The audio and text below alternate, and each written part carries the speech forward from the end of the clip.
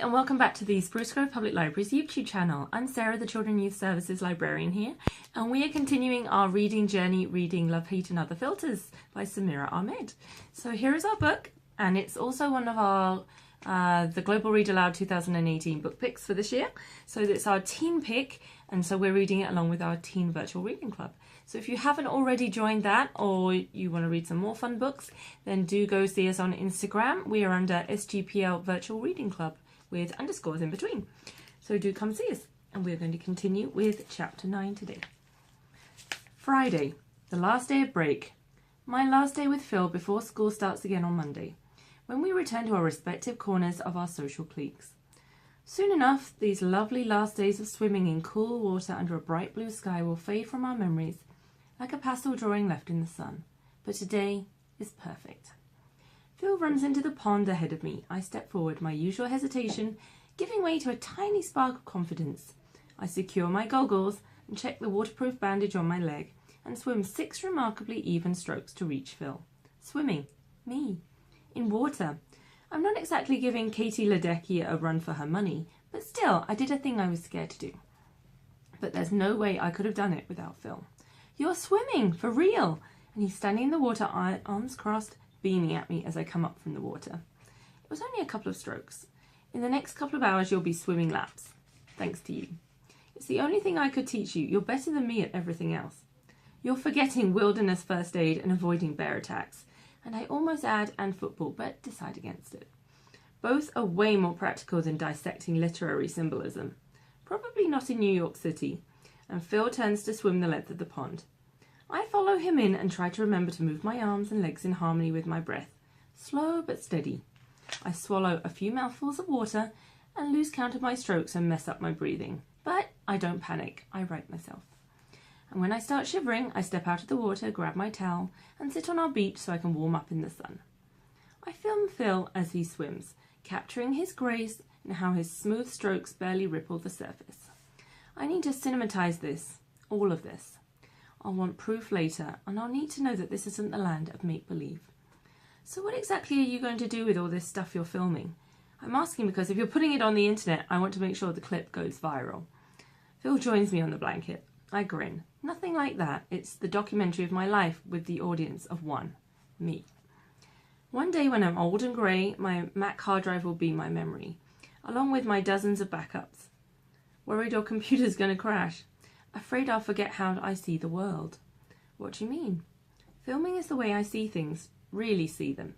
I can capture what's important to me at a particular moment. That way I'll keep it forever. Nothing lasts forever. I shrug. Movies can remind us of who we are or were and show us what we can be. What would the Lumiere brothers think if they could walk into a theatre today? The what brothers? He asked with a smile. Lumiere. Those French guys who basically invented movies. They made the camera and showed the first film. A bunch of people exiting the train station. My voice trails off. He's staring at me. What? Your face lights up when you talk about movies. He's right about that, literally, because I sense the blushing coming on, of course. I avoid his gaze and look down at the camera at my side. Movies are the only real magic that I can make, I see. He catches my eye. He opens his mouth to say something, then pauses, clears his throat. So I guess that you'll be telling your folks about NYU. I chuckle miserably this weekend.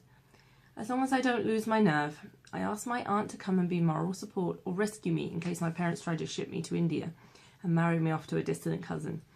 Why are they so against you going away for school anyway? I guess they're nervous to send me away because they can't keep an eye on me. In India, plenty of women live at home until they get married, but things are changing there too. But my parents are frozen in the past, in the India of their youth. He nods. My parents are frozen in the past too, in a way. Batavia's past. I get it. Batavia is so small. I wonder if we will ever be alone like this again. Phil and I have known each other since we were 5 years old, but I've never truly known him beyond the obvious, beyond what the world knows. That he plays football, he dates Lisa, and works for his dad at the station. And that he's good looking. Really good looking. Perhaps beyond this pond, we'll go back to the way we were, unknowable to each other. We can only exist together in our little mise-en-scene at the end of the path, the setting of our own documentary short. Phil interrupts my thoughts. I know what you should call it. Cool what? I asked. The movie that you're going to make about your swimming lessons. Hidden Beach, he said, and I wrinkled my nose. No. How about Stolen Beach? Stolen Water? No, wait. Stolen Spring? Stolen Spring, get it? I shrug and give Phil a little grin, waiting for him to explain.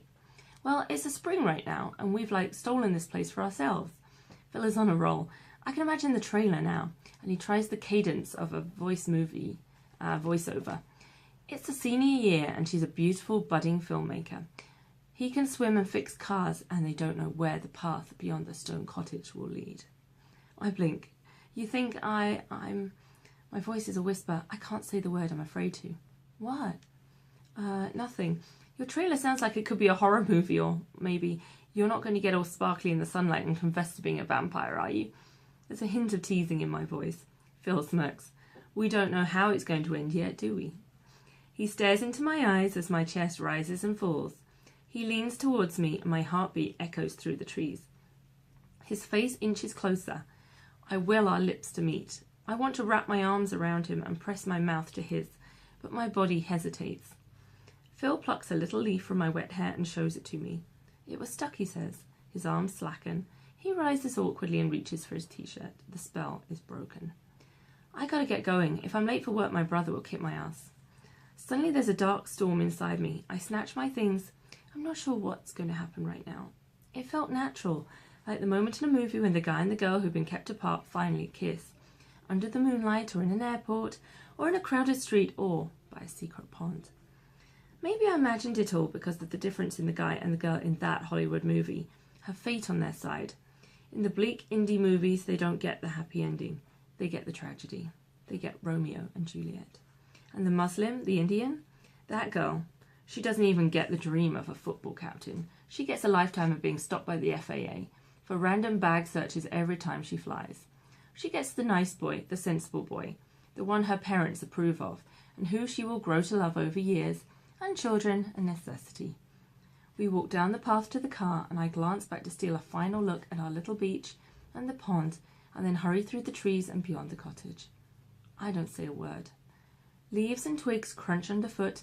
I wish I were home already or at the bookstore rearranging the shelves, anywhere but here, next to Phil, and this painful reminder of everything that I can't have. When we pass the Japanese garden, Phil finally speaks.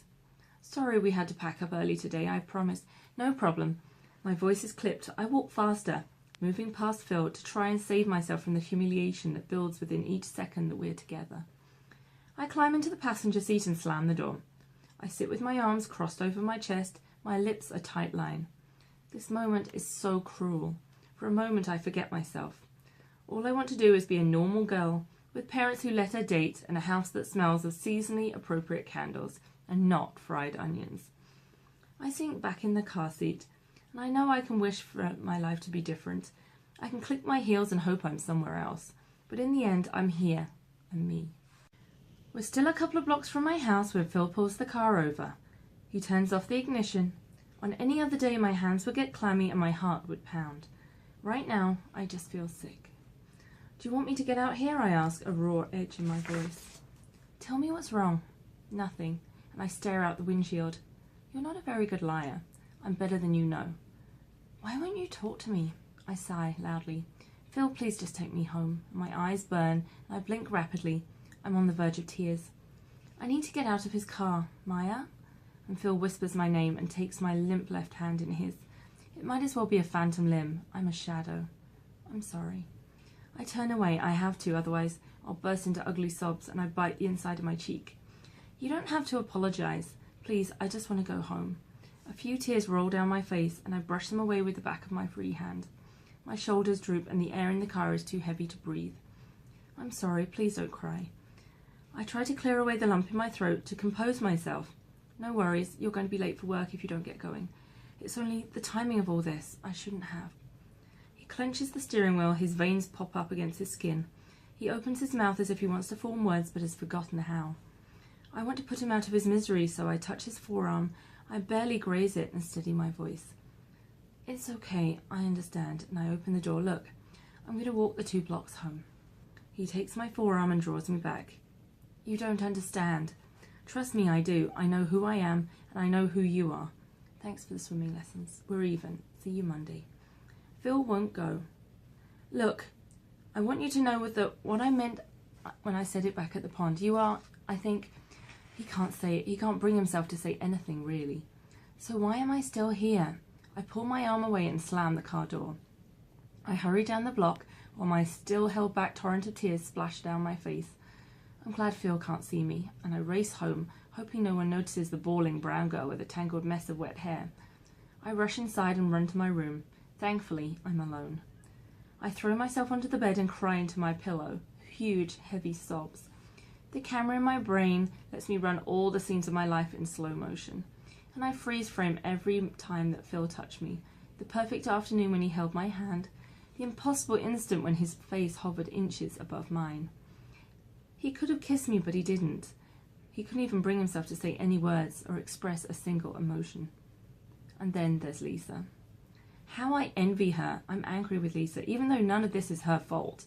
She's out of town with her family, blissfully unaware of all the time Phil and I have spent together, completely ignorant to the split second when time froze, when I'm sure we were going to kiss. And I try to squeeze Lisa's face out of my mind, but it's impossible. On Monday, Phil and Lisa will be holding hands, walking down Senior Hall, the inevitable king and queen of prom, and I'll be spending prom night watching old movies with my aunt. I'm an idiot for believing my fantasy could be true. I should know better. I'm a documentarian. It's not a John Hughes movie, it's my so-called life. And that's the end of our chapter. Thanks for joining us, and we'll have more chapters soon.